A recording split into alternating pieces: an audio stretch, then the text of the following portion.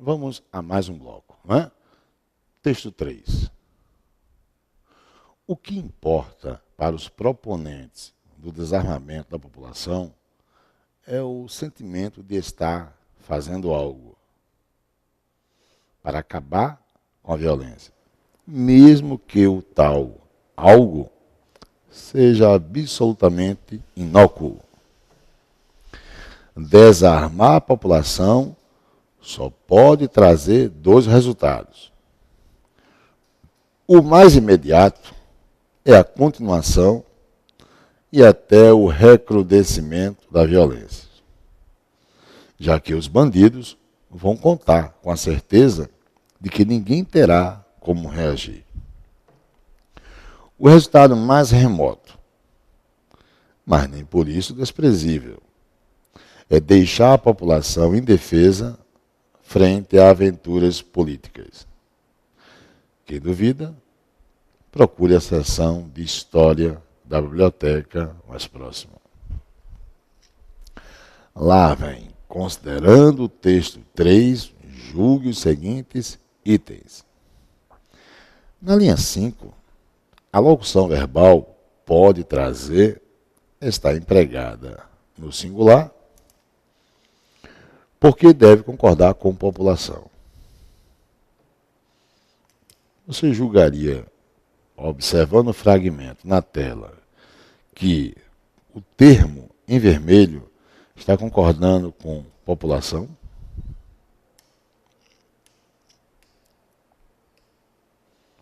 E aí? Certo ou errado?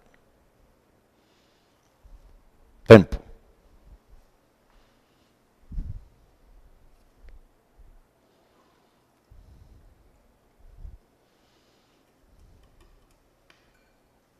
Tá falso, né?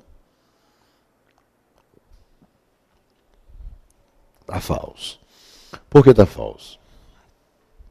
Porque o sujeito vai ser, todo o termo, desarmar a população. E não apenas população. Você está diante de um sujeito que oracional. Quais são as implicações de um sujeito oracional na prova?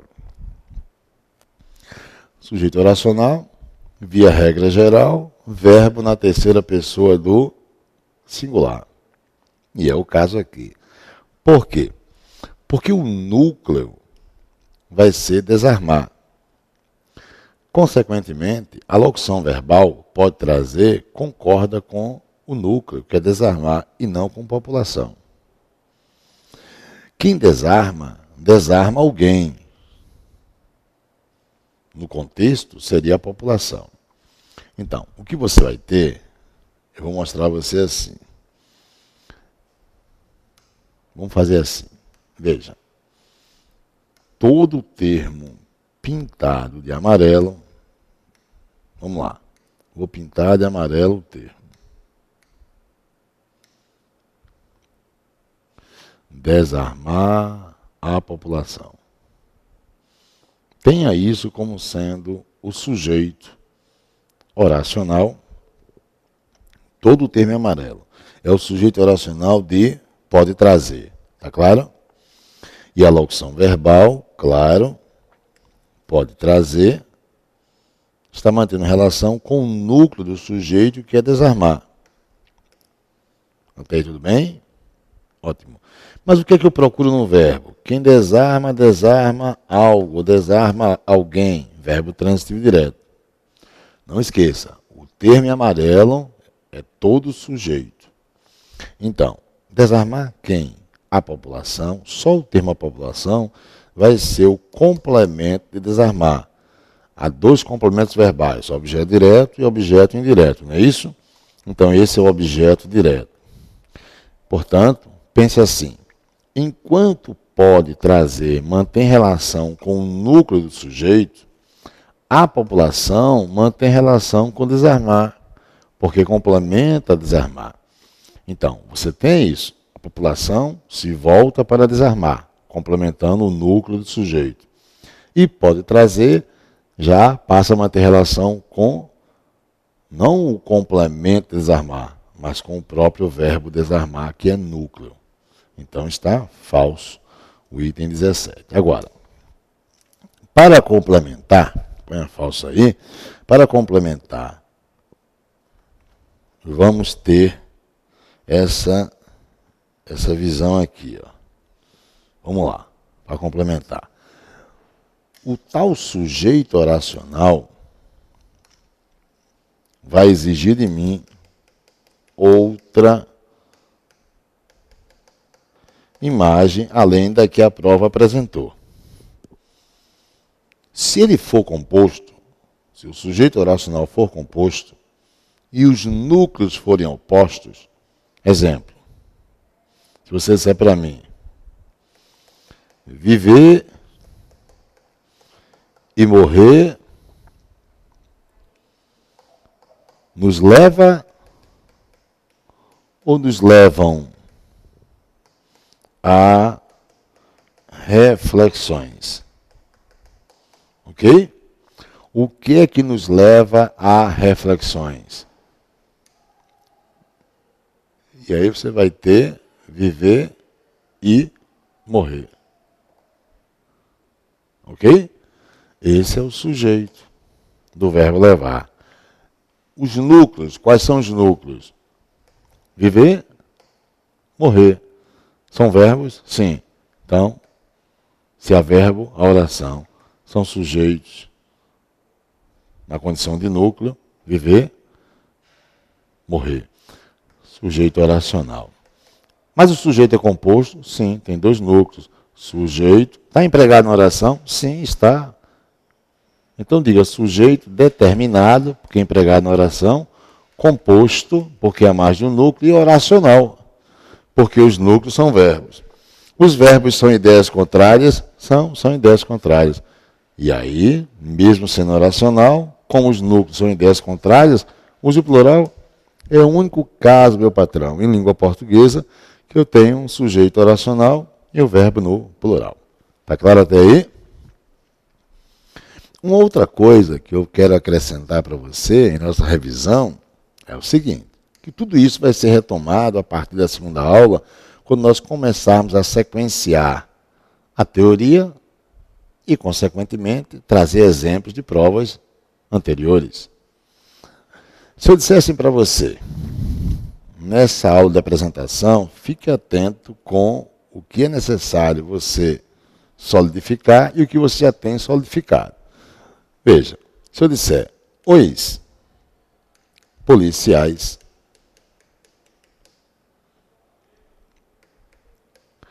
aos quais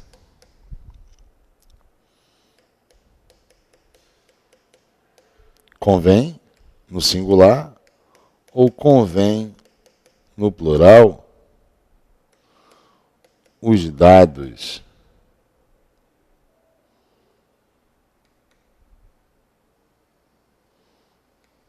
de relatórios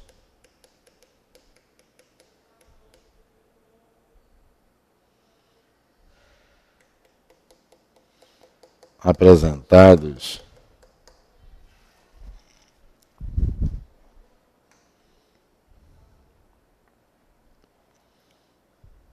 regularmente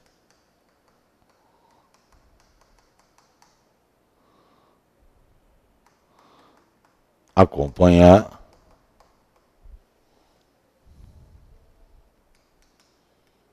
estão no auditório. Bem, eu pergunto a você, você usaria convém no singular ou usaria convém no plural? Pense direitinho.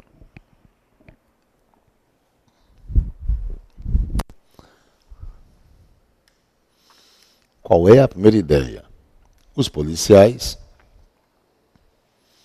estão no auditório. Percebeu o que eu grifei?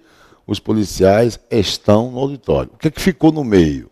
Aos quais convém os dados de relatórios apresentados regularmente acompanhar. Use singular, meu patrão. use singular. Você está diante de um sujeito oracional. Deixa eu mostrar para você. Número 1, acompanhar. Número 1 é acompanhar. Acompanhar o quê? Acompanhar o quê? Os dados de relatórios. Vou botar o número 2, então, em cima de dados. Acompanhe os números. Acompanhar o quê? Os dados de relatórios. É o que convém, singular, vai ser o número 3. Convém a quem? Número 4, aos quais que representa os policiais. Esse qual é pronome relativo. Esse qual representa o termo anterior. Siga a ordem crescente. Acompanhar os dados de relatórios apresentados regularmente é o que convém a quem? Aos policiais, ou seja, aos quais. Então, o verbo terá que ficar na terceira pessoa singular. Algo convém a alguém. E o núcleo é acompanhar. Percebe? É isso que eu digo. Cuidado com o sujeito oracional. Ele sai deslocando. Os termos sintáticos é o que nós chamamos de hipérbato. Não confunda hipérbole, que é exagero, com hipérbato, que é termos sintáticos deslocados. E exige do candidato que compreenda o quê? A estrutura sistêmica, que é a análise sintática do período, para consequentemente, saber identificar quem é sujeito e aplique aqui, no caso, pelo exemplo, a regra geral. No exemplo foi a regra geral, verbo concordando com o núcleo do sujeito, só que o núcleo é um verbo. Ok? Vamos voltar à questão. Então, está falso. Não concorda com população. População é complemento verbal. Ah, um detalhe. Um detalhe. Durante o curso, teremos que ficar atento à diferença entre termos essenciais, termos integrantes e termos acessórios. E compreender que, ora, a língua ela ocorre numa estrutura linear, ora ocorre numa estrutura espiralada. Você faz. Como assim? Deixa eu mostrar. Antes de partir para outro item, deixa eu mostrar para você. Ó, se eu disser para você assim, nós temos em língua portuguesa termos essenciais. Não é isso? Depois nós temos termos integrantes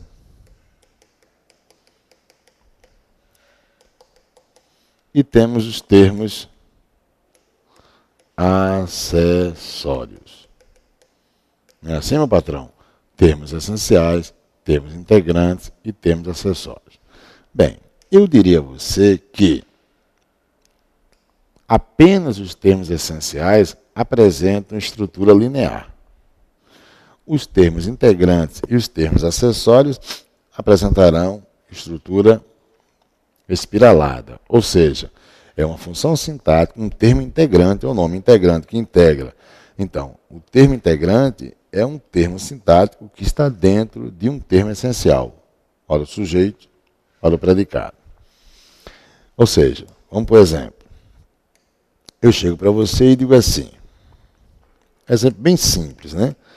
Aquele fiscal, certo? Aquele fiscal leu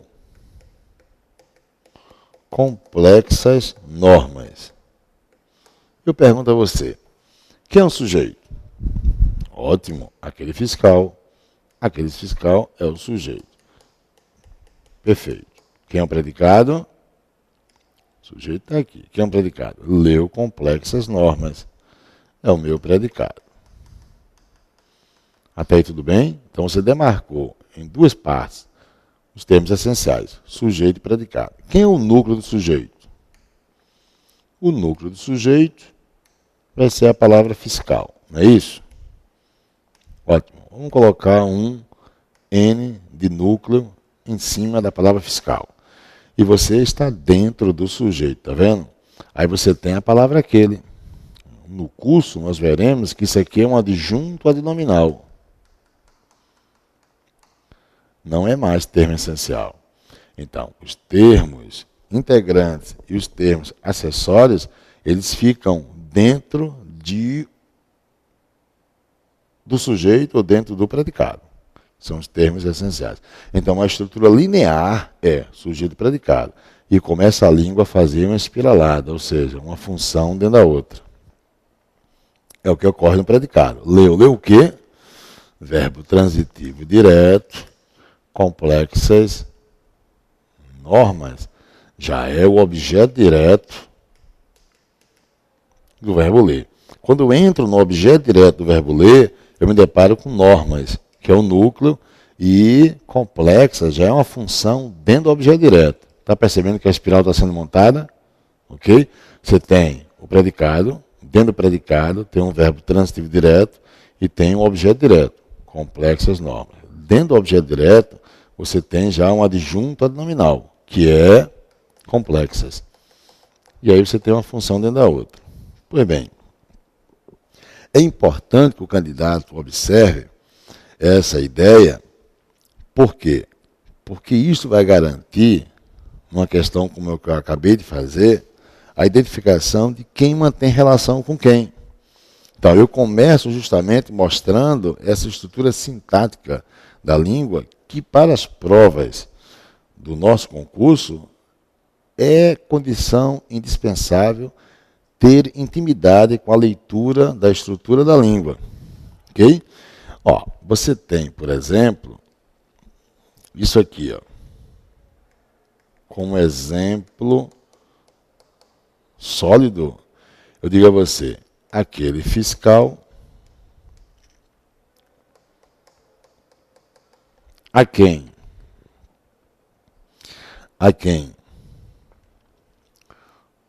o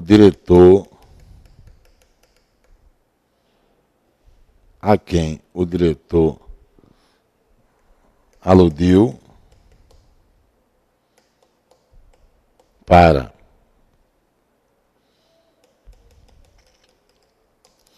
exemplificar sólidas condutas, agradeceu. Qual é a primeira oração? Grife a primeira oração. Aquele fiscal, tá? Grife o resto. Isso, agradeceu. Qual é a segunda oração? Pinte de amarelo, a segunda oração. De amarelo. De amarelo. Pinte a segunda oração de amarelo. Pintar. Edivaldo, pintar, Edivaldo. Desculpe, amigo online. Pintar. Agora, a quem o diretor aludiu, que é a oração que tem o pronome relativo. E grife, usando a cor vermelha, a terceira oração, para exemplificar sólidas condutas. Pronto. Veja só. Essa visão sistêmica, que é a visão da estrutura sintática, vai permitir um tipo de questão que é a seguinte. Se eu deslocar a oração grifada com lápis vermelho para após agradeceu, não haverá mudança de sentido, certo ou errado. A prova cobra isso de você. Repetindo. Se eu deslocar o termo para exemplificar sólidas condutas, trazendo para após agradeceu, não haverá mudança de sentido, certo ou errado? Errado. Haverá sim mudança de sentido. Por quê? Veja, quem é o sujeito que agradeceu? Aquele fiscal. Quem é o núcleo? Fiscal. A oração que segue tem pronome relativo a quem o diretor aludiu? Isso. O quem é pronome relativo? Ou seja, o diretor aludiu a alguém. Esse quem representa aquele fiscal. E aludir pela preposição a. Eu poderia dizer ao qual o diretor aludiu. Não é isso? Esse quem é pronome relativo. Toda oração que tiver pronome relativo, nós já vimos na aula de hoje, é uma oração subordinada adjetiva. Poxa, quer dizer que toda oração na cor amarela tem valor morfológico de adjetivo. E o adjetivo mantém relação com substantivo. Então, toda oração em amarelo se volta para o substantivo fiscal, que é núcleo. Não é substantivo? Pois bem, e para exemplificar sólidas condutas, veremos em período que é uma oração subordinada adverbial. Sendo uma oração subordinada adverbial, no caso, adverbial final, a de amarelo tem valor morfológico de adjetivo. O adjetivo se volta para o substantivo fiscal. E a adverbial se volta para o adjetivo. Percebeu? Enquanto a que está na cor amarela mantém relação com o fiscal, a grifada mantém relação com quem? A quem o diretor aludiu. Tirá-la daí e colocá-la aqui.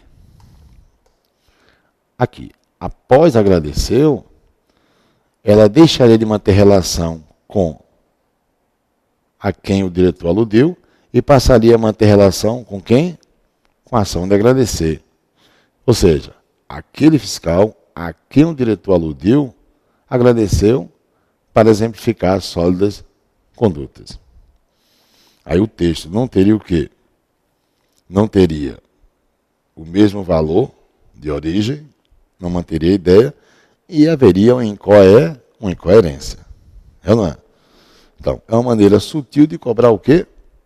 De cobrar a estrutura sistêmica da língua, já que a quem o diretor aludiu vai se voltar para fiscal, para dentro do sujeito do verbo agradecer, ou seja, olha o plano espiralado da oração. E para exemplificar sólidas condutas, também manteria relação com a pintada de amarelo. E a única estrutura linear seria aquele fiscal, sujeito, e agradeceu, predicado. E aí eu veria que a oração adjetiva e a adverbial estão dentro do sujeito. Então, sempre vai ter a função ou dentro do sujeito ou dentro do predicado para iniciar a leitura linear e a estrutura espiralada da prova pública. Isso nos ajudará, portanto, a saber a articulação ou coesão sintática entre os termos e garantir uma análise segura se manteve ou não manteve a originalidade que o texto traz, quanto às ideias. Tá? Vamos dar sequência.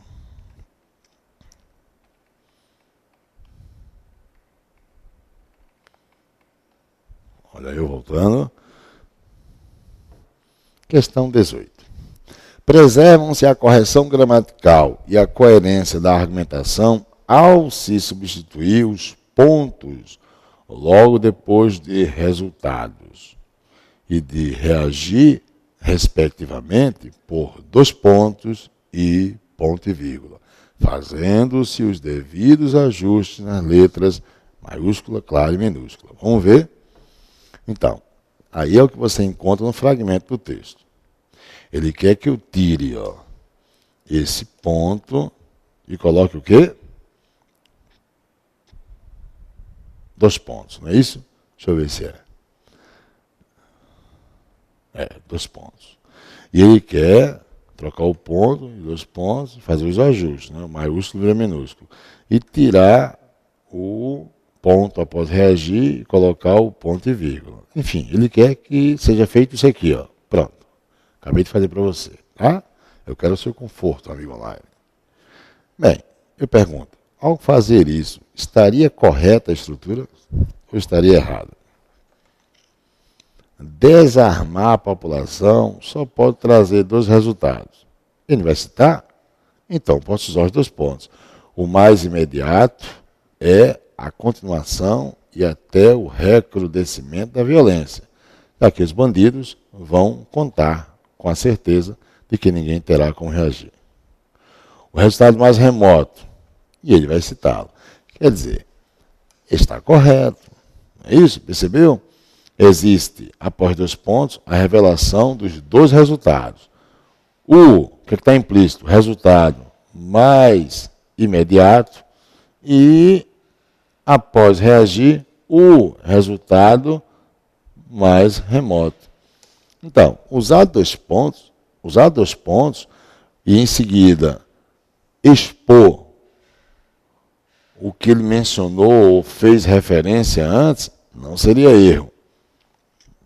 E usar o ponto e vírgula para justapor os elementos enumerados também não é erro. Tá claro? Põe a verdadeira. Ok? Põe a verdadeira. Essa questão me fez lembrar também isso aqui, ó. Se numa prova pública, isso vai ser apresentado, claro, durante o curso, através, literalmente, da questão da prova. Mas eu vou dar já uma antecipada aqui para você. Imagine um texto à sua frente, aí você tem uma ideia A,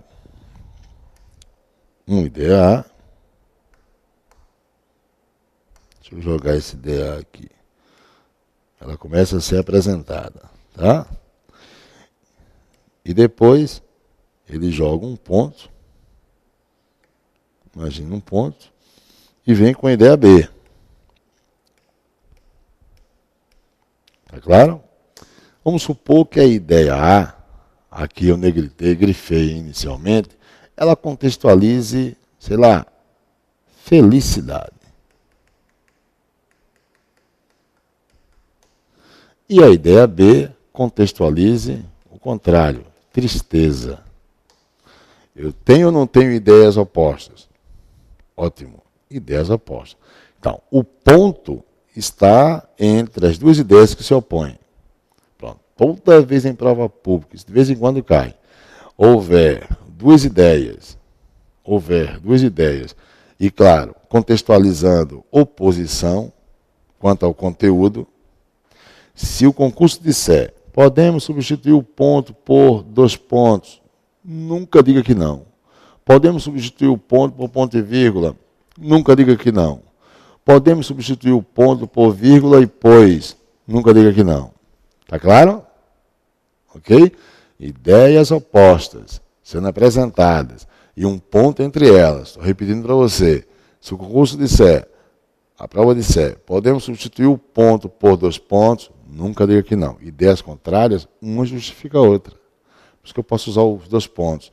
Então teria a ideia A e a ideia B justificando a ideia A e vice-versa.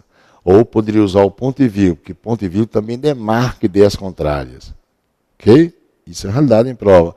Ou podemos substituir por pois, já que a segunda ideia se opõe à primeira, ela então justifica a primeira. Eu poderia usar um pois. Tá?